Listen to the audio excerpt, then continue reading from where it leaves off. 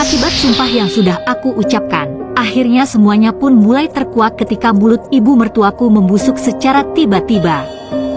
Kejadian ini berawal dari suamiku mendapat kabar dari kakaknya untuk pergi ke rumah ibunya. Sesampai di sana ia terkejut melihat wajah serta bibir ibu yang bengkak dan merah. Sementara ibu hanya diam seraya menahan sakit dan nyeri yang ia rasakan.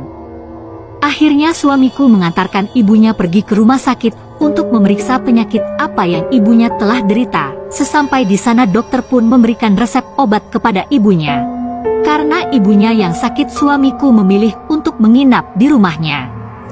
Di pagi harinya ketika suamiku ingin pergi, tak sengaja ia mendengar percakapan ibunya dan juga kakaknya.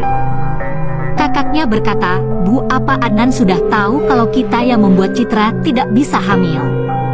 Ibunya pun menjawab, "Sepertinya belum. Adnan tidak boleh tahu jika kita yang menyuruh dokter memasang iud di rahim istrinya. Bahkan Adnan juga tidak boleh tahu kalau kita yang membuat perempuan kampung itu keguguran." Mendengar hal itu, suamiku tak menyangka jika ibu dan kakaknya yang telah berbuat jahat terhadapku. Dan tanpa berpikir panjang suamiku pergi dari rumah itu lalu dengan cepat melajukan mobilnya untuk menemuiku. Sesampai di rumah ia pun menceritakan semua kejadian yang ia dengar dan tak lupa meminta maaf atas kesalahannya terhadapku. Mendengar hal itu aku pun kaget, ternyata ibu mertua dan kakak iparku telah berbuat jahat denganku. Di sisi lain penyakit ibu di bibirnya kian memburuk, sebab berapa banyak ia meminum obat tetapi tak kunjung sembuh.